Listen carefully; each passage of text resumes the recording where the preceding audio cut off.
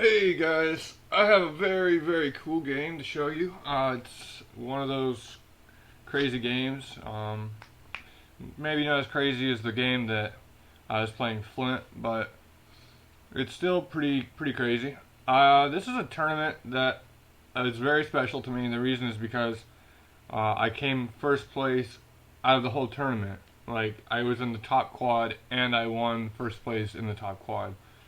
Quad is where there's four people, and you have to play the, the people only in proximity to your own rating. And I happened to be number four, so I was like the biggest underdog in the tournament, and in my quad, I mean. And I was really surprised that I was able to win this. So um, actually, one game was a draw, but it was against the highest rated player, and he's quite strong. I'll show that game after I put up this one. This is against Jason Fredericks. He's rated around 1900. So we'll go ahead and kick off this game. I'll show you. I was E4. I kicked off with E4, and he played E6. He's known for the French defense. I had a feeling I'd have to face this. He beat me with this before. Last time I played him, I had played the advanced variation, and this time I didn't allow that because I've been playing this a lot more. So here he played here, and normally you can play Bishop G5. It's the main line, I think, in the classical. I played the E5, so I think this is the Steinitz Variation. And after knight d7, you gotta play f4 to support your center. And c5. All these are just theoretical moves. Just trying to move a little bit quickly here. And now he played a6 and said that he told me after the game that all the main like GMs nowadays, top GMs, are playing this a6 move. And because I thought for sure that he would play this move instead of a6. I had queen b6 played against me, this exact same position, and a6 was played against me, attacking my b pawn and putting pressure on my center. But that's completely different variation. And here I was actually out of theory because I expected queen b6. So I just played bishop e2. This is a fine move. I didn't want to put it on d3 because of my d. I want to continue supporting my d pawn with my queen. And he played bishop e7, castle. And now I played king h1, which is a little bit odd. The reason I played it is because I have played f4. I basically don't want any tricks to happen along this diagonal. This is sort of a weak diagonal, and if this bishop moves off of it, then my king might be vulnerable. So I thought it's sort of a positional move. He played b5. Another idea I thought he might try was f6. Go ahead and break open the center. But anyway, he played b5. I played queen d2, and queen d2 is a pretty reasonable move. Another move I could have considered was a3. But here he played queen b6. Now the next move computer thinks is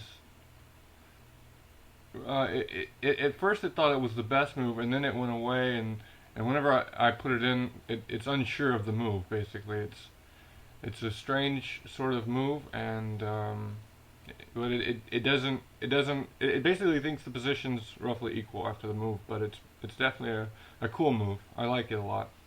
I played f5 right away because if he takes while taking on d5, just show here, and then I'm going to come here, and he's got a lot of problems. So he didn't take on f5. Instead, he took on d4, and I took with a knight. And after knight takes, I actually played the very best move, which is f6. And it looks like I might be losing a piece after bishop c5. but he is actually in trouble. So the correct variation that I should have played is this. Is bishop takes knight. I didn't play this. Bishop takes bishop and queen g5, and this is tough.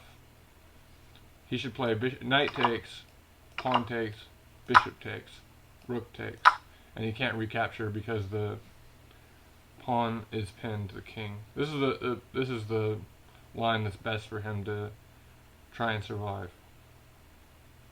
I didn't see that, unfortunately, but nonetheless, I seen something else. I played this move, and it gave him a slight advantage after rook e8. I played b4, and I thought that I was doing pretty well here, but he has a good move here if he found it. The best move in this position, you can try and find it. Actually, it's a pretty funny move. So the best move is actually knight b3. And the point is, if I capture his bishop, he'll capture my queen, and he's attacking the rook afterwards. But he didn't play that. He did get the inclination he needed to move his knight though. So he moved his knight. He played knight takes e2.